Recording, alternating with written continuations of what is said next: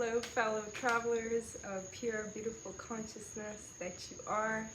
Thank you for stepping aboard the ride, the little mini journey where I was talking to a lovely, incredible friend for about 4 hours. We really do these marathon calls and she's just amazing. Hope you all can meet her someday via this channel. But so I was briefly telling her that I had had a mountain lion encounter a few years ago, and this is came to mind that this is a story I may not have shared with you all, but it was quite a pivotal moment in my life. But really briefly, I also felt called to share this little wand here. And I did an Instagram post, I think a couple months back, where I showed a picture of about 7 or so wands and sort of staff-like pieces of artwork that I had made with driftwood. It really felt like my native ancestry coming through because I was using beeswax to attach feathers and porcupine quills and gemstones and selenite and quartz and copper and wool, and it's an amazing form of craft. So I started up at it again. I found a lovely river in Nevada on the drive out to Mount Shasta, which was in June, and there I found it felt a lot like Colorado. That was where I had and some of them I think were actually from Ventura Beach, but it's a wonderful activity. My friend Alasa even taught a class at the Healing Center and gifted me one made with driftwood, and it was very marine feeling, very Atlantean and connected to where we're here at the ocean. So just really fun and really simple. You can see I just wrapped a little bit of copper to attach this beautiful rose quartz heart love. You know, and again, I'm always wanting to make sure I really try to cleanse crystals with the selenite, with all these pyramid structures inside, being the science behind why it's so known in the crystal world to be so purifying. And some of you might be tired of hearing that, but it still delights me to no end. I mean, look at the way that that lights up with the light there. And it probably would with the candle as well. So, continuing with the story, this is just a little tidbit of a fun little jaunt rather than a long journey. So as it goes, I was living in California at the time, in the Bay Area, California Bay Area, San Francisco Bay Area, sort of central northern California, and living in San Jose. There's a large park there, and the name of the park, I'm blanking, not important. It's a big, big, big state park, I believe. The name might come to me later. But so I had been hiking there before. I knew it was a magical place, and people would train there for Yosemite, which I was going to frequently at the time, and because it's very steep like Yosemite, and so it's a great place with hills to train. And I had gone, and I got a late start that day, but I was pretty comfortable with hiking in Yosemite when it was dusk and dark, and I had had a magical experience actually that same hike. And you know, really, I don't think I saw a single person on the trail the whole time. Maybe a truck driving by, because part of the trail was a ranger road. But I had seen a flock of turkeys, and the male turkey was sort of, you know, leading all his ladies away from him. I don't know who she is. Come on, girls, let's get out of here. And with the big, big feather display and beautiful blue and this incredible pack of wild turkeys. And so I started heading back. I said, I better turn around. They were all down by the stream. Maybe it's a spring-fed stream. And so I decided, okay, I better head back. I didn't do nearly as much as I had hoped to, but I think I maybe got 2 miles in. So I turned around, and then, you know, that day I had put on a pair of hiking boots, and at the time I typically always wore ultra marathon shoes. Well, marathon shoes.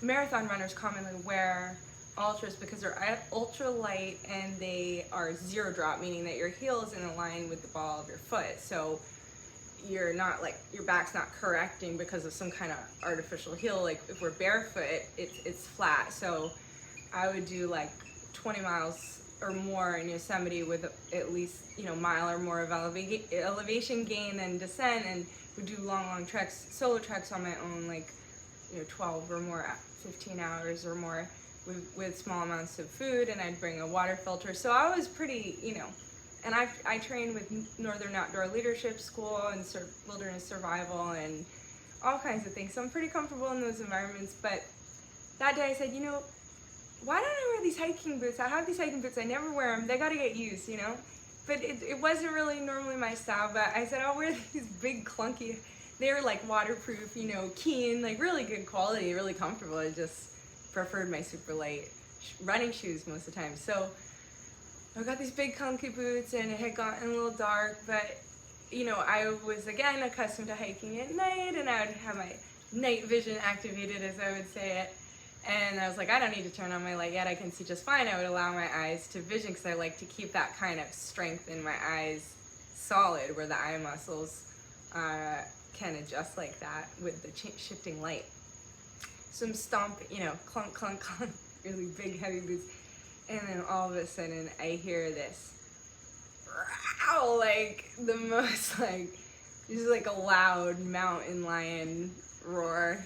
And needless to say, it was like pierced my consciousness with such a strength that I don't think I had ever encountered. I just got chills. I don't think I had ever encountered such an animal. And I immediately, with such a threatening roar saying, hey, I hear you coming, you're coming fast and loud, stay the heck back. I immediately knew she had her cubs. If it was any other mountain lion and they were intimidated, they would have just gone out of the way. But I knew this is a mother with her cubs.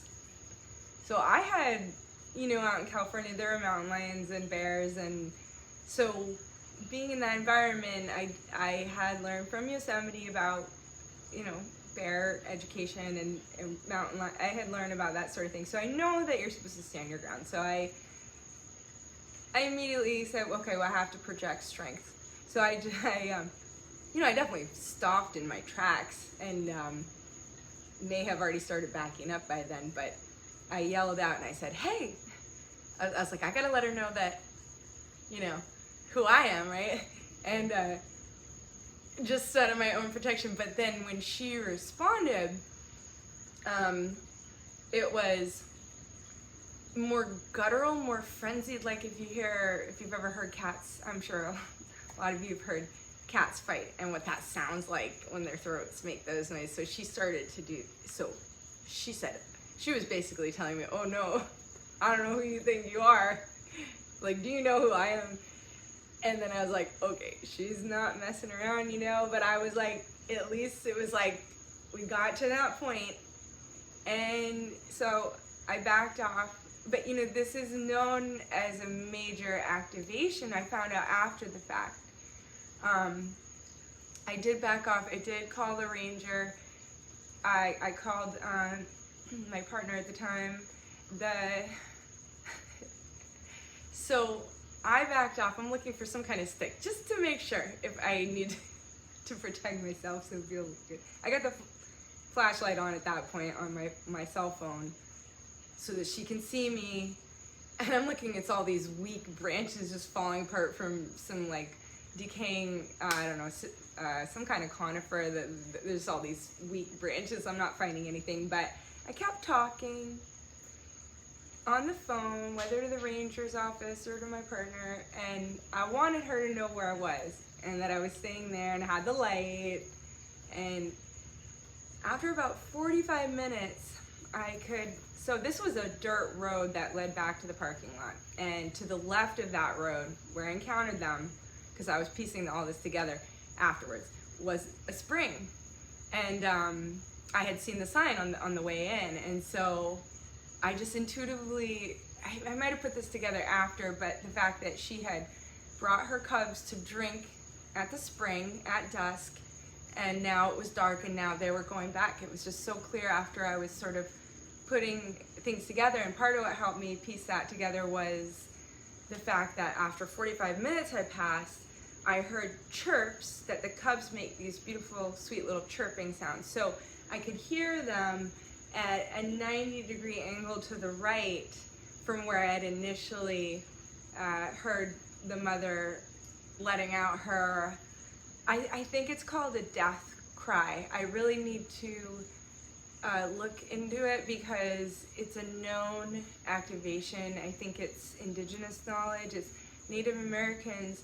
They're very in touch with these sort of energies and frequencies that animals will carry and the consciousness of the animal and what that animal represents. So you can look at an encounter from the Native American perspective, which to me, I'm really fond of this. I've found a lot of meaning and value in this perspective. Each interaction with a specific animal is going to be in sort of the realm of what that animal is a teacher for us, what that animal is here to help us learn. And so actually now feel a little more, now just remembering the story and remembering, oh gosh, this would be a fun story to tell on the channel based on you all, just the general topics that I talk about and how they sort of, it does, you know, go into the realm of what has typically been looked at as maybe sort of woo or some kind of like spiritual sort of confusing, but you know, again, like, because I'm always looking at the scientific perspective, I'm pretty confident this is something we could study with the way we're studying consciousness right now, that even just studying a human consciousness, how it would change being in the presence of a certain animal, because that animal is going to have their own certain types of frequencies of brain waves that if we have an encounter, it's like our brain waves are intermingling, and frequency, you know, when we're generating a certain type of frequency, then we attract that naturally. Holographic universe, everything we put out is exactly the same as what we get back, so we can always just look to ourselves if we want things to change. So anyway, the Rangers happened to be out of town really far away at a meeting that night, which was very not normal, and then, you know, they were immediately saying, oh, you didn't hear a mountain lion, and I'm like, okay.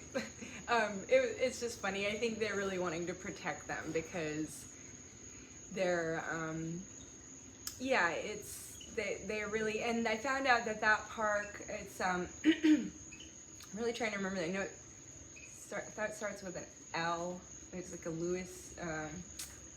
Anyway, it's actually a big park. It's one of the big, I think it is the biggest in that county and has the most mountain lions, and is one of the few parks where you're allowed to hike at night. So it was just the perfect setup for this incredible experience that in the moment clearly was, you know, earth-shaking, bone-rattling to the core, but, you know, the next couple of days I just kept searching for videos. I would look for like a couple hours at a time, I guess, hearing the, you know, seeing videos of them, hearing that sound again, like it's so etched in my mind. Even now, it's like I could still hear it so easily if I want to remember that sound.